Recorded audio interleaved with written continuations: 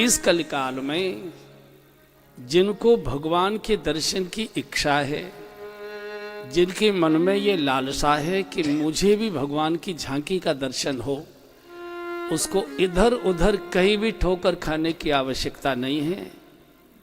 जहाँ समय मिल जाए, सुविधा मिल जाए, जाकर भगवान की कथा सुन लीजिए। भगवान के दर्शन की गारंटी होती है कथा सुनना। ये मैं इसलिए नहीं बोल रहा हूँ कि मैं कथा सुनाने आया हूँ और आपको पटरे आ रहा हूँ कि आप कथा जरूर सुनिए, इसका कोई मुझे अर्थ नहीं है। मैं तो अकेले सरला जी को भी सुनाऊंगा, चूंकि मुझे जो दक्षिणा देगा मैं तो उसे सुनाता हूँ। लेकिन ये जो शास्त्र बोल रहा है, यही कले काल में साधन दूजा, यही कले काल में साधन दूजा, जोग जग जप तप व्रत पूजा, जोग जग जप तप व्रत क्या करें, राम ही सुमिरिय गाइए, राम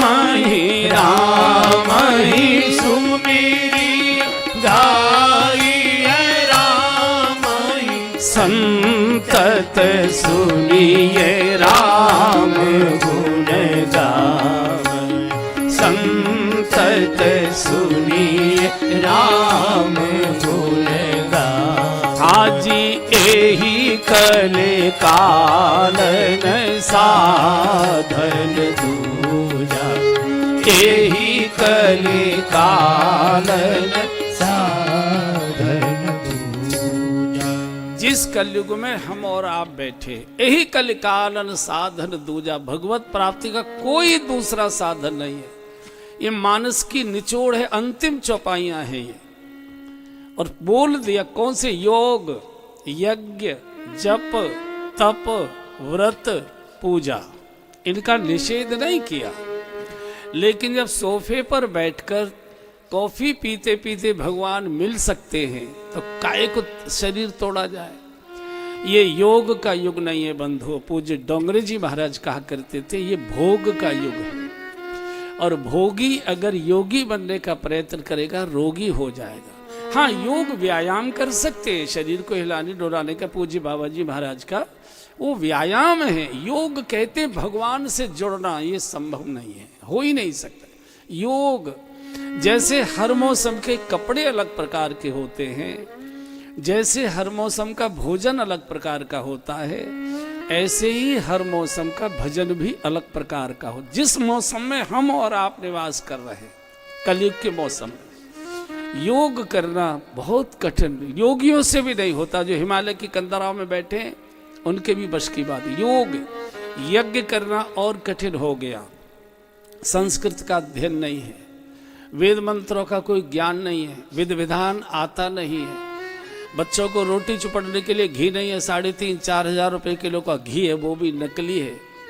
और अगर कराना शुरू भी करें तो बच्चे उखड़ जाएंगे, पापा मम्मी ये क्या आप झंझट ले आए, कथा से इतना महंगा डिस्टेम्पर, काला काला काला काला सब हो जाएगा, बहुत मुश्किल हो जाएगा, संभव नहीं। योग यज्ञ जप करना और कठिन है। जिसको नींद न आती है वो माला लेके जपना शुरू कर दीजिए, खर्राटे आने लग जाएंगे। जितनी बढ़िया नींद माला जपने में आती है, इतनी नींद बिस्तर पर बैठकर लेट कर नहीं आती है। और आप माला छोड़ दीजिए, नींद भाग जाएगी। आप जपेंगे तो ऐसी बढ़िया नींद आएगी कि पूछो मत। योग यज्ञ जप, और जप करने में जैसे आपने होठ बंद करके जप करना शुरू किया, या तो नींद आएगी, या 20 साल पहले किसी ने गालियां दी थी वो याद आने लग जाएंगी, पुरानी पुरानी बातें याद है। योग यज्ञ जप तप कहते हैं शुभ और सत्य के लिए संकट सहना, कष्ट सहन करना किसी के बस की बात नहीं है। योग यज्ञ जप तप व्रत, व्रत वाले दिन तो कोई भजन नहीं करते, माता है तो कर ही नहीं सकती, कढ़ैया से ही फुर्सत नहीं मिलती है। ये बनाओ ये बनाओ ये बनाओ ये बनाओ ये बनाओ ये बनाओ ये बनाओ, मुझे तो ऐसा लगता है चटोरा लोगों ने निकाला है कि व्रत करो। क्यों? रोटी खाते खाते ऊब गए, हमारा व्रत है, लाओ मीठे पराठे, बनाओ बढ़िया मखाने की खीर।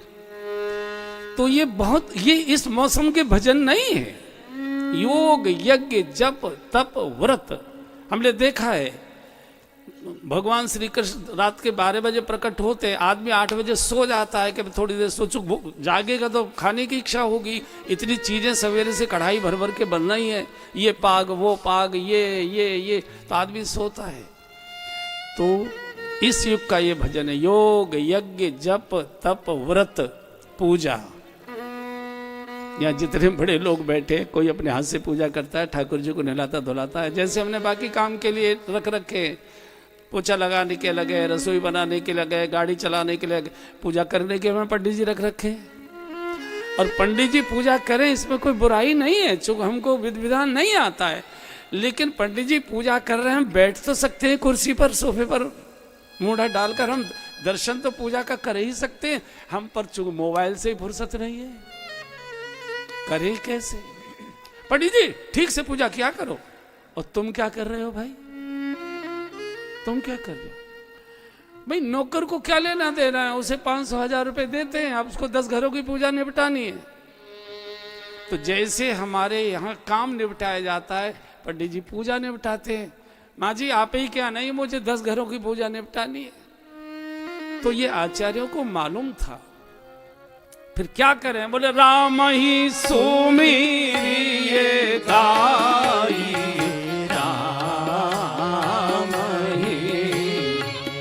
राम ही सुमिरिये गाई, राम संतत सुनिए राम गुण संतत सुनिए राम गुण गावै। हाँ जी संतत सुनिए राम गुण गावै, संतत सुनिए राम गुण गावै। हमेशा कानों से भगवान की, ये वैज्ञानिक सिद्धांत है। मनुष्य जो कानों से सुनता है वो उसके मन में बैठ जाता है, और जो मन में बैठा होता है दिन भर उसी की बातें करता है, उसी की चर्चा करता है। जो भी मनुष्य ने कानों से सुना वो मन में बैठ गया, और जो मन में बैठ गया होठ दिन भर उसी की बातें करेंगे। और ये भी सिद्धांत है, जो होठ बोलते हैं हमारा हृदय भी एक दिन वही हो जाता है। होठ संसार की चर्चा करेंगे, हृदय संसारी की बातों से भर जाएगा।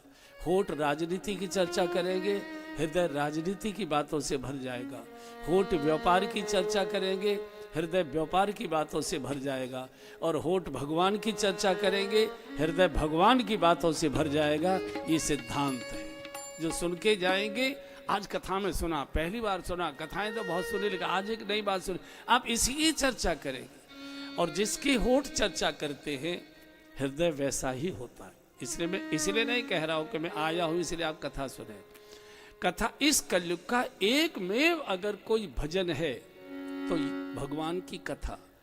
और हम और आप ही नहीं सुन रहे, जिनकी ये कथा है भगवान स्वयं इस कथा को 100 काम छोड़कर सुनते। एक बार नारद जी ने भगवान से बहुत झगड़ा किया, भगवान जहां फोन मिलाएंगे जा रहा है, बैकुंठ, गोलोक, स्वर्ग, साकेत, कहीं आप मिलते नहीं हो, आप कहाँ रहते हो? कहीं जरूरी बात करनी हो तो कहाँ मिले आपसे? बोले अगर न टिक रहा जा रहा हो और मिलना तुझे बहुत जरूरी लगता हो तो फिर फरीदाबाद कॉलेज में आ जाना, वहाँ कथा सुनता मिल जाऊंगा, ज्यादा परेशान मत करना। भगवान जहाँ कथा होते, ना हम बसामि वैकुंठे योगिनां हृदयेन च मद्भक्ता यत्र गायन्ति तत्र तिष्ठामि नारद। जहां मेरे भक्त बैठकर मेरी कथा का गान करते हैं, मैं वहां बैठकर कथा सुनता हूं। नाहम बसाम बैकुंठे योगिनाम हृदय न च मदभक्ता यत्र गायंती, वहां मैं मिलूंगा, इधर उधर नहीं। और श्री हनुमान जी वो तो राम कथा सुनने के रसिक, वो तो नशा है, प्रभु चरित्र सुनवे के रसिया। भगवान की कथा के बिना हनुमान जी रह ही नहीं सकते। हमारे साधु गाते हैं, जहाँ जहाँ कीर्तन होता सिया राम का, जहाँ जहाँ कीर्तन होता सिया राम का, लगता है पहरावा वीर हनुमान का, लगता है पहरावा वीर हनुमान का।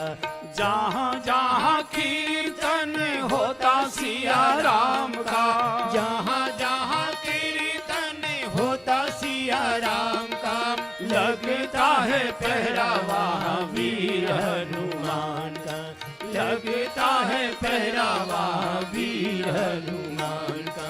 राम जी के चरणों में हो,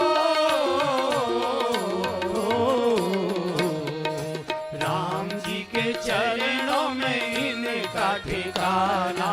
छम छम जय हो, छम छम नाचे देखो वीर हनुमान, छम छम नाचे देखो वीर हनुमान। कहते हैं लोग इसे हो, कहते हैं लोग इसे राम का दीवाना। छम छम जय हो, छम छम नाचे देखो वीर हनुमान। राम राम सिया राम, राम राम सिया राम, राम राम सिया राम, राम राम सिया राम, राम सिया राम सिया राम, राम सिया राम सिया राम, राम सिया राम सिया राम, राम सिया राम सिया राम। हनुमान जी जैसे नशीले व्यक्ति को नशे की आदत लग जाए तो जहां नशा मिले वहां दौड़ कर जाता है। हनुमान जी को नशा है भगवान की कथा सुनने का।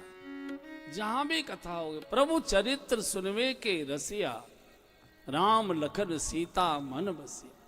जितने भी तीर्थ है संपूर्ण तत्रैव गंगा यमुना च वैणी गोदावरी सिंधु सरस्वती च सर्वान तीर्थान बसंति तत्र यात्रा चतोदार कथा प्रसंग। जहाँ भगवान की कथा गाई जाती है संपूर्ण तीर्थ, सर्वान तीर्थान वसंति तत्र तत्रैव गंगा यम। एक सज्जन ने हमसे पूछ लिया ये क्या प्रमाण है कि यहाँ तीर्थ पे निवास करते हैं। हमने कि तीर्थ पवित्रता का प्रतीक है। ये तो चलो हॉल में कथा हो रही है, मैं अभी ही आया हूँ, 20,000 लोग बैठे थे। कहाँ से आए हम लोग? गाजियाबाद से। गाजियाबाद से आए हैं। दूर दूर तक सर ही सर बैठे हैं, बिल्कुल सटे सटे बैठे हैं। कथा में हर स्वाद का व्यक्ति आता है, हर स्वभाव का व्यक्ति आता है, हर कर्म का व्यक्ति आता है, हर आदतों का व्यक्ति आता है। 3 घंटे बैठे, किसी को ये होश ही नहीं कि मेरे बाएं कौन है और दाएं कौन है। कोई छेड़छाड़ के आज तक कोई घटना ही नहीं सुनने को आती है। हाँ, जेब तो काट लेते होंगे, चूंकि वो तो एक उपकार भी कर दे। जेब इतनी भारी जब हो जाती है तो आपसे जब नहीं चल रही है तो वो हल्की कर देते हैं, इसमें तो कोई ज्यादा बुराई नहीं है। लेकिन सामान्यतया संगीत बजता है, नृत्य हो रहा है सिनेमा हॉल में, तो अभी सीटियां बज जाती है, तो 2-3 बार इंटरवल करना पड़ता है। कथा में तो 3 घंटे में 1 मिनट का इंटरवल नहीं है।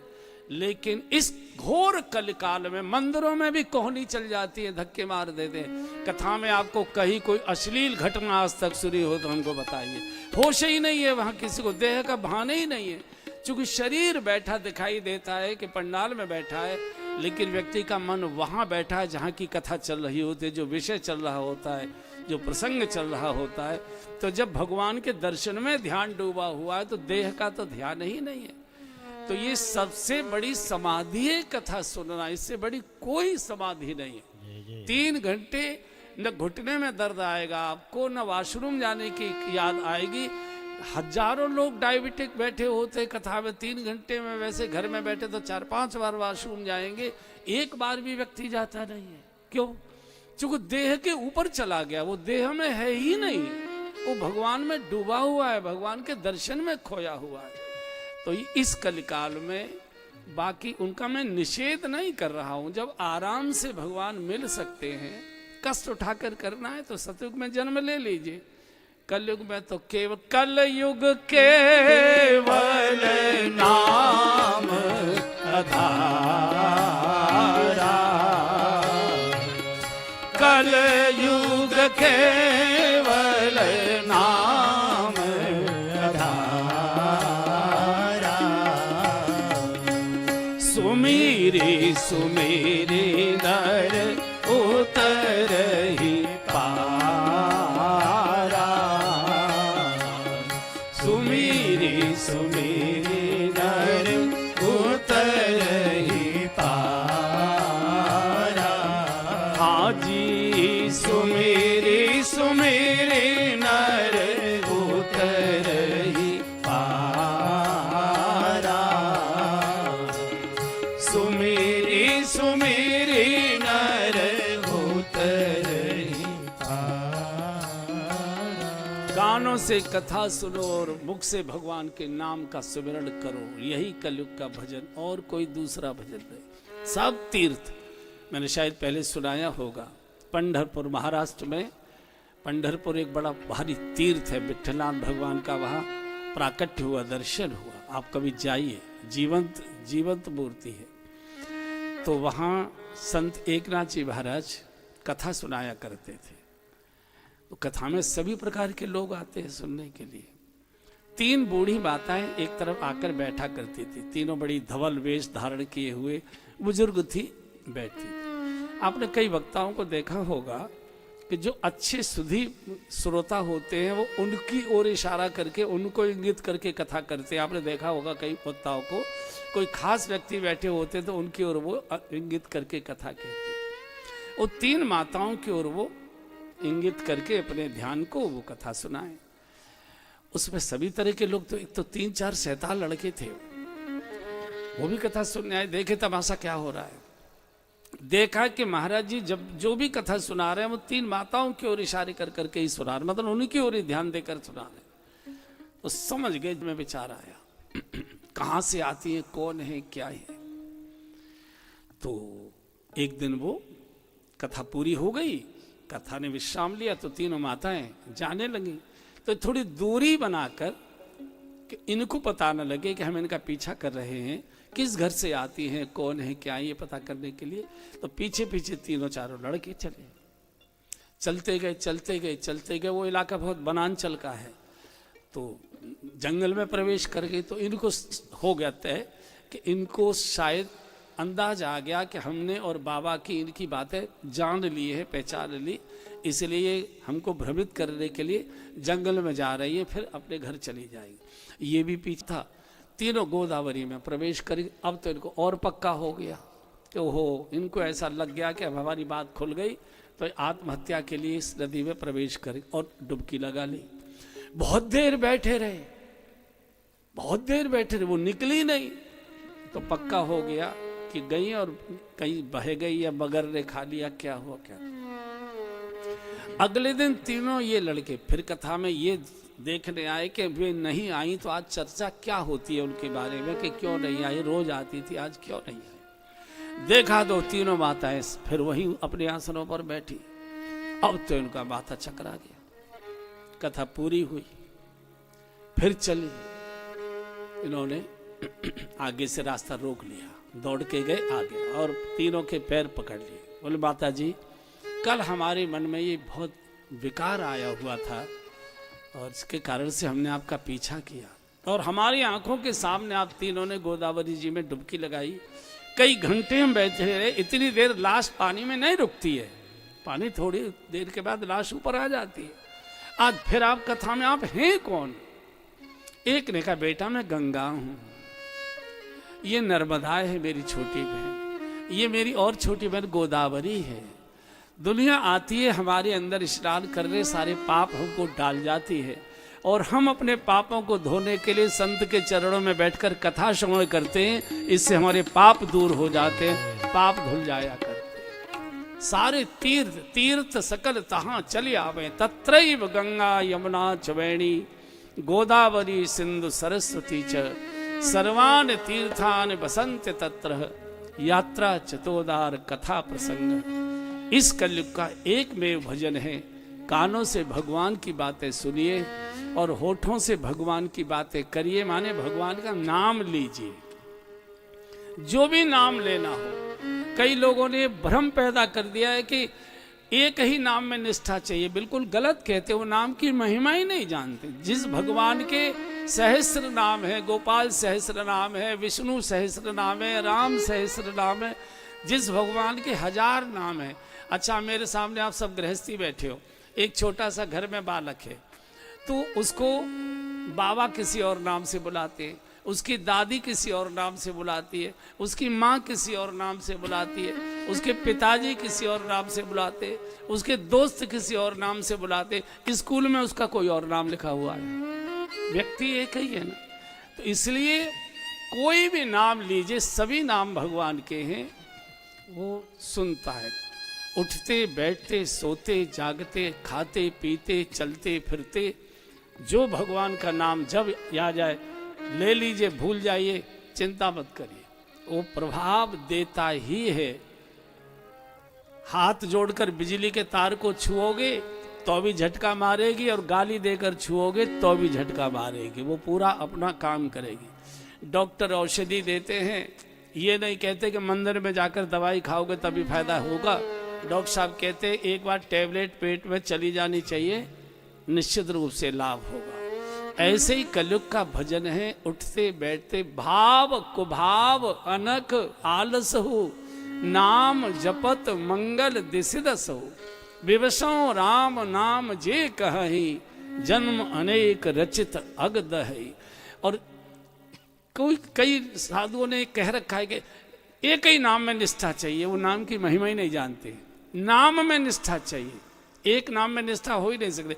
मान लीजिए आपने राधे राधे राधे करना शुरू किया, पड़ोस में मंदिर पे माइक बज रहा है ओम नमः शिवाय ओम नमः शिवाय, तो आपका मन ओम नमः शिवाय ओम नमः शिवाय करने लगेगा। कोई और कहीं से जय माता दी, आपने कुछ और नाम दिया तो वहां से जय माता, तो आपकी जीव जय माता की कर। सभी नाम उनके हैं, भगवान को मालूम है। छोटा बच्चा जब रोता है और वो कुछ बोलना चाहता है, पूरा बोल नहीं पा रहा है, अरे बच्चे की सुनो, अरे बच्चे की सुनो, बूढ़ी दादी कहते अरे बच्चे की सुनो, कुछ क्या कह रहा है। माँ दौड़कर चौके में से आती, कहते मुझे मालूम है क्या कह रहा है। उसकी माँ जानती है कि बच्चा क्या कहना चाहता है। और भगवान कौन है भैया? माँ तो पिता तुम मेरे, शरण गहु मैं किसकी, स्वामी शरण गहु मैं किसकी, तुम बिन और न दूजा, प्रभु बिन और न दूजा, आस करूं मैं जिसकी। ओम जय जगदीश हरे। इसलिए भगवत प्राप्ति अगर सबसे सरल है किसी युग में तो कलयुग में। सतयुग में जन्म लोगे 1 लाख वर्ष की उम्र होती है मिनिमम। सतयुग में 70-80 हजार वर्ष रीढ़ की हड्डी सीधी करके बैठना पड़ेगा, आंख नाक बंद करके, तब कहीं भगवान मिलेंगे। त्रेता की उम्र 10,000 वर्ष है। 10,000 वर्ष में 7-8 हजार साल घी और सामग्री फूकनी पड़ेगी, यज्ञ करना पड़ेगा, तब भगवान की प्राप्ति होगी। द्वापर की आयु मनुष्य की 1000 वर्ष की, 1000 वर्ष में 700-800 साल ठाकुर जी की सेवा पूजा करनी पड़ेगी, तब कहीं कृपा होगी। कलयुग की आयु 100 वर्ष है, 100 भी कोई पूरा करता नहीं, 100 भी पूरा करता नहीं। 80-85 साल पर सब लीला पूरी हो जाती है। इस 100 वर्ष की आयु में 10-20-50 बार भी भगवान का नाम ले दिया, इसी से बेड़ा पार हो जाता है। अरे सुन भी लिया तो अभी बेड़ा पार हो जाता है। मत लो, मत लीजिए, सुन भर लीजिए, बेड़ा पार होता। इतना सरल है, इसलिए कह दिया गुरु, कल युग सम नहीं आन जुग, और जो नर कर विश्वास, गाय राम गुण गण विमल, भव तर भी नहीं प्रयास। इन्हीं एक नाथ जी के जीवन की घटना है। इनकी जिह्वा को आदत थी विठल विठल। आपने कई साधुओं को देखा होगा, भले ही वो नाम नहीं जप रहे हैं तो अभी उनके होठ ऐसे ऐसे करते रहते, वो आदत हो जाती है ना उनको नाम जपते जपते। तो उनको विठल विठल विठल विठल करने की, जपने की आदत। अब शौचालय जाएं, उस समय फ्लश सिस्टम तो था नहीं, आज से 500-700 साल पहले संडास होते थे, सामने कोई किवाड़े भी नहीं होती थी, वो टाट लटका देते थे ऐसे। तो शौचालय में बैठे थे, तो उनका सेवक ऐसे निकल के जा रहा था, संयोग से हवा का झोंका सा आया तो देखा गुरुजी शौचालय में अपनी जीभ को गमछे से ऐसे पकड़ कर बैठे। बात हो गई। तो जब शौचालय से गुरुजी वापस आए तो ये हाथ धुलाने के लिए जल लेकर पहुंचा, हाथ धुला रहा था। इसने कहा गुरुजी नाराज हो तो एक बात पूछ लूं? बोले हाँ बोलो। बोले आप शौचालय में गमछे से जीभ पकड़ कर क्यों बैठे थे? तो इन्होंने कहा कि बेटा तुझे मालूम है हर समय मेरी जिह्वा विठल विठल विठल नाम जप की इसको आदत पड़ गई है, और शौचालय जैसी गंदी जगह में तो भगवान का ही पवित्र नाम नहीं लेना चाहिए, और ये मानती नहीं है, इसको आदत है, तो मैं उसको जीभ पकड़ के बैठ जाता हूँ गमछे से। तो इससे गुरुजी एक बात और पूछ लूं? बोले बोलो। बोले अगर शौचालय में प्राण निकल जाए तो? और ज्यादातर बड़े लोगों की लीला बाथरूम में ही पूरी होती है। जितने बड़े लोग जाते हैं लीला बाथरूम में ही पूरी होती है। भगवत नाम गंदा नहीं होता, गंदा आचरण होता है हमारा। सोच गंदी नहीं होती है, हमारी क्रिया गंदी होती है। भगवान के नाम से तो पवित्र नाम है, तो अपवित्र को पवित्र करता है। तो कानों से कथा सुनिए, और जब याद आ जाए भगवान के नाम का सुमिरन करिए। इस कल काल में और कोई दूसरा साधन नहीं है। एक बार चौपाई फिर गा लीजिए। कल काल साधन दूजा, एही कल काल साधन दूजा, एही कलि कालन साधन दूजा, एही कलि कालन साधन दूजा, जोग जग जप तप व्रत पूजा, जोग जग जप तप व्रत पूजा, राम ही सुमिरिय गाइए, राम ही सुमिरिय गाइए, राम ही संतत सुनिए, राम गुण गाम, संतत सुनिए, राम गुण गाम। इसलिए भगवान खोजे नहीं जाते। शिव ने पार्वती जी को कहा था, देवी भगवान खोजे नहीं जाते, भगवान पुकारे जाते हैं। भरे हुए हृदय से, रुंधे हुए कंठ से, कपकपाते होठों से, डबडबाती आंखों से, दर्दीली वाणी से भगवान पुकारे जाते हैं। जैसे छोटा बच्चा, ठंड लग रही है, मक्खी काट रही है उसको, धूप तेज लग रही है, तो वो तो उठ बैठ भी नहीं सकता है। 5-6-7 महीने का बालक तो माँ माँ माँ जैसे ही पुकारा, माँ अगर आटा भी मसल रही होगी तो दौड़ेगी, बच्चे को गोद में उठाएगी। कपड़े धो रही होगी तो कपड़ा छोड़कर भागेगी, बच्चे को उठाएगी, गोद में लेगी, छाती से लगाएगी, दूध पिलाएगी। तो भगवान खोजे नहीं जाते। आज तक कोई भगवान को खोज नहीं पाया, भगवान पुकारे ही जाते हैं। और किस किस ने पुकारे हैं एक बार याद कर लीजिए। नाना गज ने पुकारो मैंने गरुड़ बिसारो, हाँ जी गज ने पुकारो मैंने गरुड़ बिसारो, और ग्राहक पछारो सुनी प्रेम की पुकार। ग्राहक पछारो सुनी प्रेम की पुकार। द्रौपदी पुकारी सुधि लीजे बनवारी मोही भगवान कह रहे हैं पुकारी सुधि लीजे बनवारी, मोही आस है तिहारी, कहो जाऊं काके द्वार मोही आस है तिहारी, गला पकड़ रहा है भाई, गला पकड़ रहा है। के द्वार।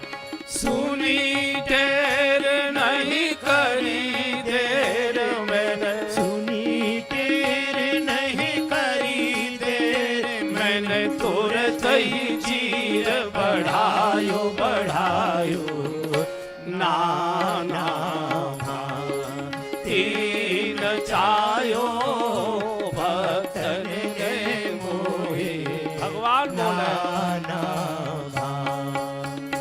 अरे लोक लाज तजी नहीं काज, मैंने लोक लाज तरी नहीं काज, मैंने बैकुंठ बिसरायो रायो, नाना तीन चायो भक्तन ने मोहे, नाना नरसी भगत हित सामरिया सेठ बन, नरसी भगवान बोले सामरिया सेठ मैंने भात पहरायो लाज राखी जन की, मैंने भात पहरायो लाज राखी जग की, ओ मैंने भात पहरायो लाज राखी जन की, मैंने भात पहरायो लाज राखी जग की। प्रहलाद ने पुकारो नर सिंह रूप धारो, प्रहलाद ने पुकारो नर सिंह रूप धारो, हिरणाकस मारो सुधि भूली धन की, हिरणाकस मारो सुधि भूली धन की। दुर्योधन की मेवा त्यागी, दुर्योधन की मेवा त्यागी, मैंने साग विधुर घर खायो खायो, नाना तीन चायो भक्तन ने मोहे, नाना अरे लोक लाज तजी नहीं काज, मैंने लोक लाज तरी नहीं काज, मैंने बैकुंठ बिसरायो रायो, नाना